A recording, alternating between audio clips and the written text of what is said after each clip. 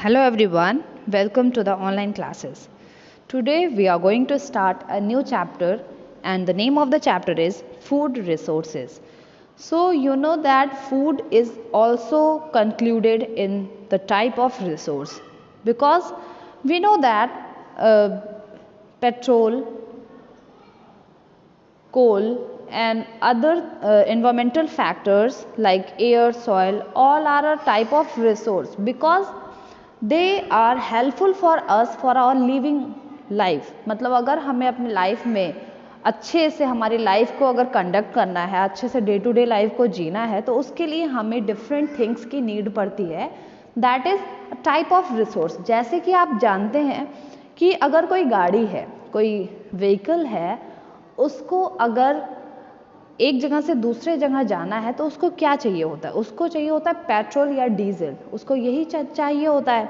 वैसे ही हमारी बॉडी है उसको डे टू डे लाइफ करने के लिए एनर्जी की नीड होती है. तो एनर्जी की नीड जो है वो कैसे फुलफिल होगी? वो फुलफिल तभी होगी जब हम अपनी बॉडी के अंदर उस एनर्जी को इंसर्ट कराएंगे. तो वो एनर्जी किसके फॉर्म में जाती है हमारी बॉडी में? फूड के फॉर्म में. क्योंकि फूड हम खा लेते हैं, बॉडी के अंदर डालते हैं, खाते हैं, जिसकी वजह से हमारी बॉडी उस फूड को ब्रेक डाउन करके एनर्जी का फॉर्म करती है और वो एनर्जी हम यूटिलाइज करते हैं अपनी डे टू डे लाइफ को करने के लिए, डे टू डे लाइफ जीने के लिए. ठीक है. सो ये जो चैप्टर है इसमें हम फूड के बारे में पढ़ेंगे. ठीक है. In this chapter we will go through agriculture, horticulture, organic farming, green revolution, animal husbandry, white revolution, livestock, microorganism and food industry. On all these topics we are going to discuss. So let's begin. Here is a type of food production. आप देख रहे हैं कि दो यहाँ पे figures हैं, दो डायग्राम्स हैं, एक ये है और एक ये है. इसको देखने से आपको क्या लग रहा है कि ये फूड का प्रोडक्शन है? मुझे तो ऐसा फील हो रहा है कि ये कोई वॉल्केनो से निकला हुआ लावा दिख रहा है इसमें. लेकिन वहीं पर अगर आप इस फील्ड को देखिए तो ये लग रहा है ये धान या गेहूं का खेत होगा. ठीक है. तो अगर इस फिगर में आपको टिक करना हो फूड प्रोडक्शन तो आप इस वाले को इसको टिक करेंगे. ओके. नाउ एग्रीकल्चर, जो हमारा फूड है, जो हमारा फूड रिसोर्स है, वो कहाँ से आता है हमारे पास? एग्रीकल्चर के थ्रू. तो एग्रीकल्चर ऑब्वियस सी बात है कि फूड अगर रिजल्टेंट प्रोडक्ट है तो कोई प्रोसेस भी होता होगा. तो agriculture is the process by which we produce the food. So agriculture is derived from two Latin words. Ager means field and cultura means cultivate. Agriculture दो वर्ड से मिला है जिसमें जो दोनों वर्ड्स हैं दैट इज एगर जिसका मतलब होता है फील्ड एंड कल्चरा मीन्स कल्टीवेट. कल्टीवेट मीन्स होता है उसमें जुताई और प्लॉफिंग और ये सारी प्रोसेस को कंडक्ट कराना किसी भी फील्ड में. ठीक है. एग्रीकल्चर इज द प्रोसेस और science of growing plants and raising animals.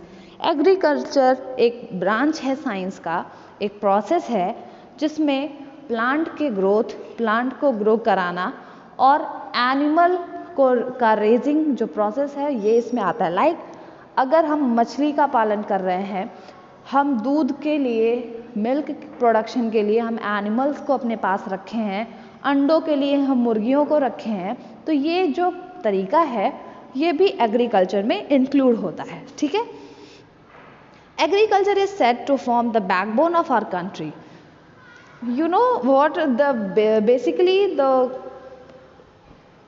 60% of our population is dependent on agriculture. So agriculture sector is the backbone of our country because it concludes the 60% of our population.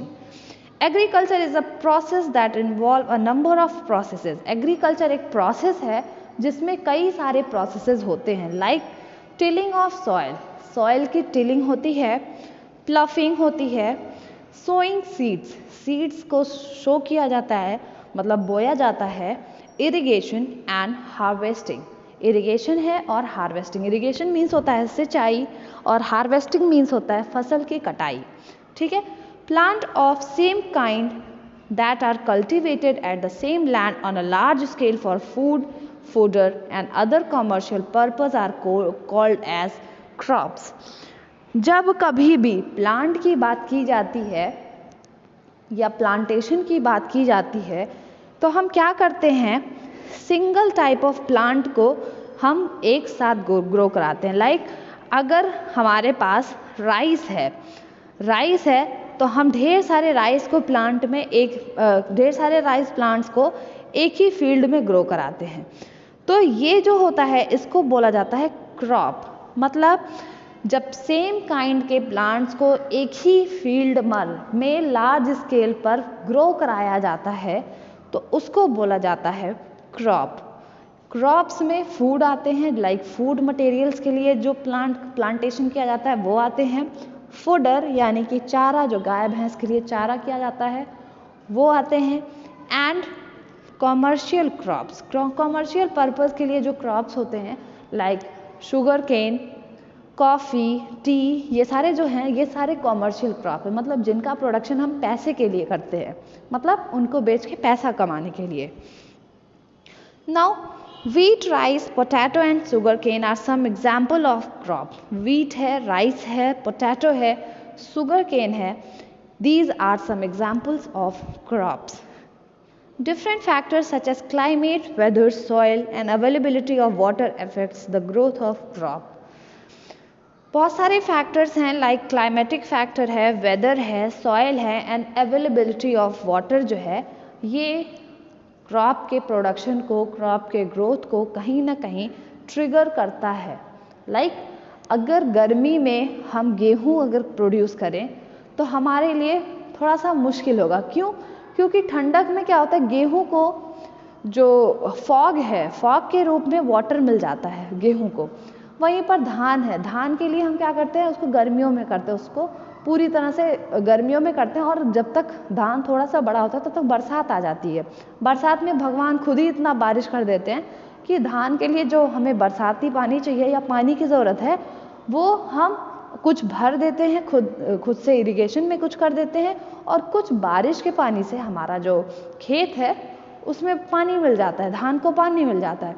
तो ऐसे क्या होता है, जो environmental factors हैं उनको देखते हुए भी प्रोडक्शन किया जाता है, ठीक है। तो कहीं ना कहीं climate, environmental factor, weather affect करता है ग्रोथ को, ठीक है। यहाँ पे देखेंगे अमेजिंग फैक्ट्स हैं, इसमें लिखा हुआ है bamboo is the fastest growing woody plant in the world. जो बांस होता है बम्बू, वो फास्टेस्ट ग्रोइंग वुडी प्लांट है, मतलब बहुत ही तेजी से बढ़ता है ये, ठीक है। Now, depending upon such factors, different kind of crops are grown. In factors के basis पर different crops को grow किया जाता है। One is cereals, जिसमें wheat, barley, maize, rice, oats and millets आते हैं। फिर आता है pulses, that is दलहनी फसलें, जिसमें आता है pea, gram and beans. Then oil seeds, जिसमें mustard, sunflower, groundnut. Then tuber crops, tuber में आपका पोटैटो, टपोइका, बीट रूट, ये सारा आपका ट्यूबर में आता है। Then spices, cardamom, fennel, clove, turmeric, coriander.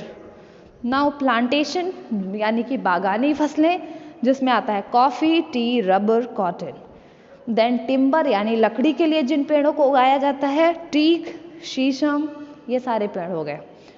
Sugar crop, जिनको चीनी के लिए प्रोड्यूस किया जाता है, that is sugarcane and beetroot. Now we have two types of crop. One is food crop, the crop that are grown for food on a large scale at the same place और on the same land are called food crop. मतलब ऐसे crop जिनको किसी field पर, किसी same field पर उगाया जाता है फूड के लिए, उनको बोला जाता है फूड क्रॉप्स। लाइक व्हीट है, वेजिटेबल्स हैं, राइस हैं, स्पाइसेस हैं, मेज़ यानी कि मक्का है, and some other examples of food crop. मतलब ये सारे एग्जाम्पल्स हैं जो कि फूड क्रॉप में आते हैं। इसके बाद आता है कैश क्रॉप, मतलब ऐसे क्रॉप जिनका प्रोडक्शन हम फायदे के लिए यानी कि पैसे कमाने के लिए करते हैं, उनको बोला जाता है कैश क्रॉप। ठीक है, कैश क्रॉप में आता है coffee, sugarcane, tea, tobacco and rubber are some examples of cash crop. इसके बाद आता है horticulture. The word horticulture is derived from the Latin word hortus means garden and colere means cultivate। जो word horticulture है ये दो word से बना हुआ है। फर्स्ट वन इज हॉर्टस जिसका मतलब गार्डन होता है, एंड कोलेरे मीन्स कल्टीवेट होता है। Horticulture is the branch of agriculture that generally deals with garden crops such as fruit, vegetable, ornamental plants. Some example of crop in horticulture are, अभी हम देखेंगे example. Basically horticulture मतलब क्या होता है, आप देखते हैं गांव में अपने किचन के पास किचन गार्डन लोग बनाते हैं जिसमें मिर्चा, गाजर, मूली, धनिया, लहसुन, इन सभी चीज़ों को वो वहाँ पर उगाते हैं और अपने बेसिक नीड्स के लिए वो उसको यूज़ करते हैं। तो जिन भी फसलों को गार्डनिंग के फॉर्म में, गार्डन के फॉर्म में उगाया जाता है, उनको बोला जाता है हॉर्टिकल्चर प्लांट्स। तो हॉर्टिकल्चर में ऐसे क्रॉप्स होते हैं लाइक फ्रूट्स होता है, वेजिटेबल्स होते हैं एंड ऑर्नामेंटल प्लांट्स होते हैं। ठीक है, some examples of crop in horticulture are, कुछ एग्जाम्पल हैं हॉर्टिकल्चर वाले like apple, mango, banana, papaya, orange, grapes and watermelon. ये सारे फ्रूट्स के एग्जाम्पल है जो कि हॉर्टिकल्चर के अंडर आते हैं। नाउ वेजिटेबल्स में हॉर्टिकल्चर के अंदर potato, tomato, lady finger, cabbage, cauliflower, turnip, spinach, ये सारे आते हैं। वहीं पर ऑर्नामेंटल प्लांट्स में jasmine, rose, marigold and tuberose, ये सारे आते हैं। Now we have organic farming. Organic farming क्या होता है? ऑर्गेनिक मतलब होता है जैविक, फार्मिंग मीन्स खेती, मतलब ऐसी खेती जहाँ पर हम जीवित यानी जीव वाली चीज़ों का यूज़ करते हैं और प्रोडक्शन करते हैं, उसको बोला जाता है ऑर्गेनिक फार्मिंग।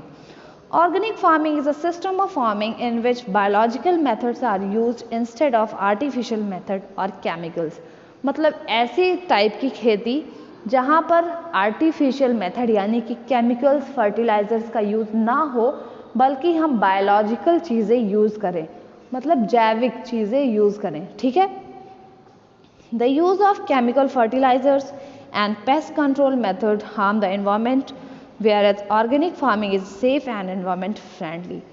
कह रहा है कि जो हम खेत में केमिकल फर्टिलाइजर्स को यूज़ करते हैं या पेस्ट कंट्रोल यानी कि कीड़े मकोड़े जो खेत को नुकसान पहुंचाते हैं, उन सब के लिए जो हम पेस्ट कंट्रोल छिड़कते हैं, ये सारी चीज़ें कहीं ना कहीं एनवायरनमेंट को हार्म करती हैं। वहीं पर ऑर्गेनिक फार्मिंग जो मेथड है ये एनवायरनमेंट फ्रेंडली है और सेफ है। ठीक है, organic farming has its own advantage and disadvantage. Organic farming जो है इसके अपने एडवांटेजेस हैं और डिसएडवांटेजेस हैं। एडवांटेज क्या है? Use of organic fertiliser and pest control method makes the process environment friendly.